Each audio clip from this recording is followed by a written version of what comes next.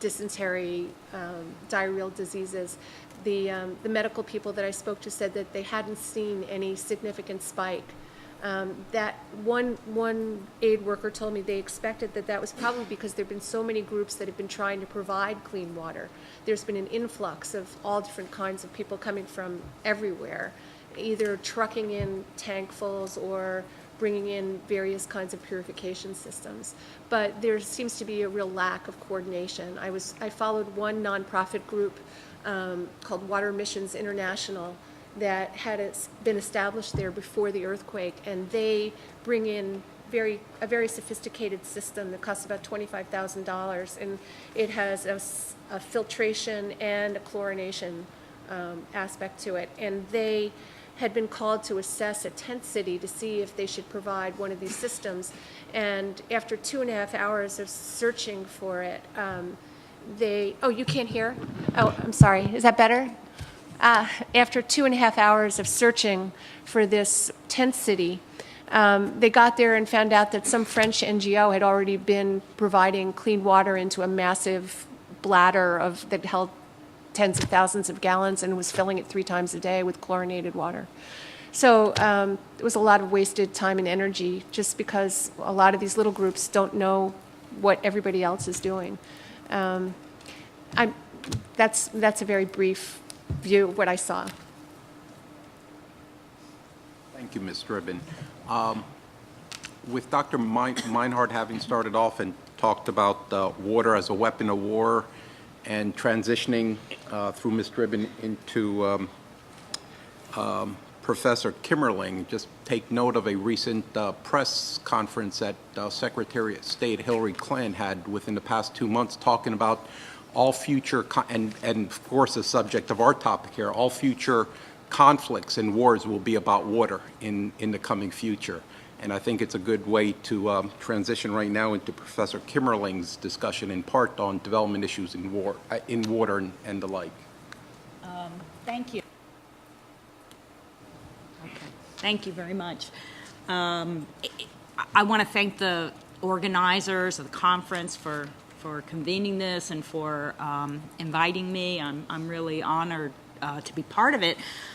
I'd like to talk about a critical water resource that's affected by disasters and conflicts, albeit a different kind than what ordinarily comes to mind when most people think about disasters and conflicts. The Amazon rainforest is the world's largest remaining rainforest. It's world-renowned for cultural and biological diversity and carbon-rich forest. It also, the Amazon basin, that is, contains 20 to 25% of the world's flowing fresh water, making it a critical water resource. At the local level, water resources not only provide communities with access to safe water, but also support fisheries that provide protein for a healthy diet and other sustainable resources for subsistence and trade.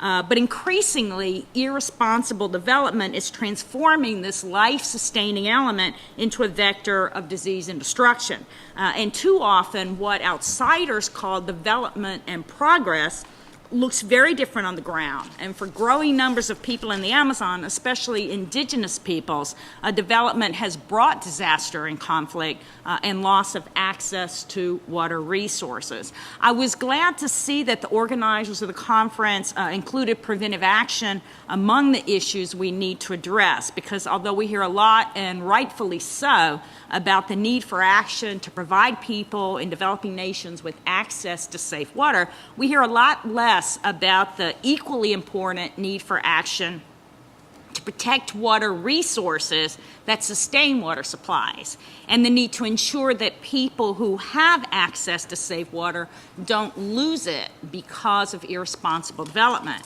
Now, these kinds of disasters are created by humans and the governments and organizations and institutions we create.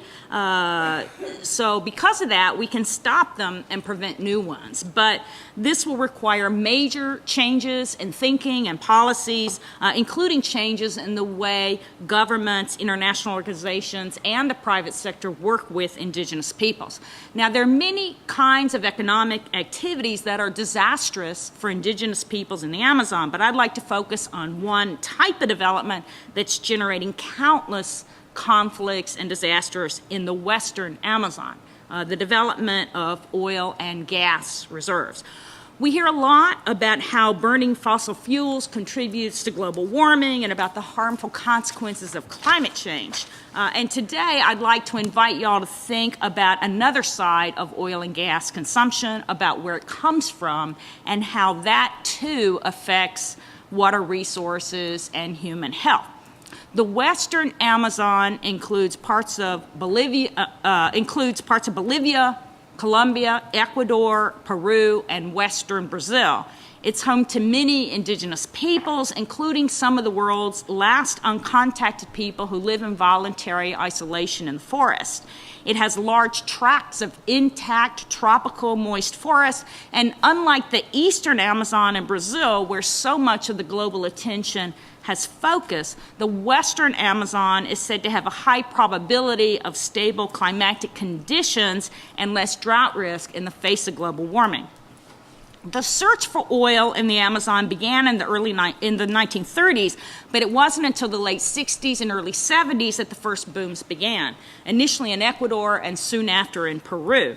National governments now claim constitutional ownership of oil and gas reserves and delimit geographic areas called blocks or lots that they lease to state and multinational energy companies for exploration and production.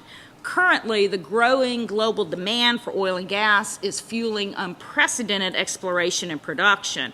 According to one estimate that was done in 2008, there were 180 oil and gas blocks covering some 688,000 square kilometers of forest, and they're operated by 35 oil and gas companies. In both Ecuador and Peru, the blocks cover more than 2/3 of those nations' Amazon region. In Colombia, the fraction is around 1/10, but it's growing fast. In Bolivia and Brazil, the fraction is smaller, and the operations extract gas rather than oil, but the area open to oil and gas exploration is also growing fast. So, what kinds of conflicts and disasters are occurring in these areas, and what do they mean for water and health? Well, that's a big question, too big for one talk or even one person. So, I'd like to present a case study from Ecuador, the case of the Guarani. The Guarani are hunters and gatherers who've lived in the Amazon since before written history. Their ancestral lands include the area now known as Yasuni Biosphere Reserve. The situation of the Guarani is critical in and of itself because the forest that lies above the oil resources is their home. But it can also teach us about the impacts of oil development and about how to better protect water and health in the Amazon. In 1967, Texaco struck oil near Guarani lands, and the discovery was heralded as a salvation of Ecuador's economy, the product that would pull the nation out of poverty and underdevelopment at last. The first barrel of Amazon crude was paraded through the streets of the capital like a hero. The gusher sparked a boom, and at first it stimulated nationalist impulses in petroleum policymakers. The government claimed ownership of oil resources, created a national oil company to partner with Texaco, and raise taxes. But before long, officials learned that they have less power than is commonly believed. And although relations between Ecuador and Texaco and other companies have not been static, at the core of those relationships lies an enduring political reality. Since the boom began, successive governments have linked national development and economic policy with petroleum, and the health of the industry has become a central concern for the state. Domestically, it dominates the economy. At the same time, because oil is a non-renewable resource, levels of production and revenues cannot be sustained without ongoing operations to find and develop new reserves, activities that are capital intensive and technology driven. So oil development has accentuated dependence on foreign investment and expertise.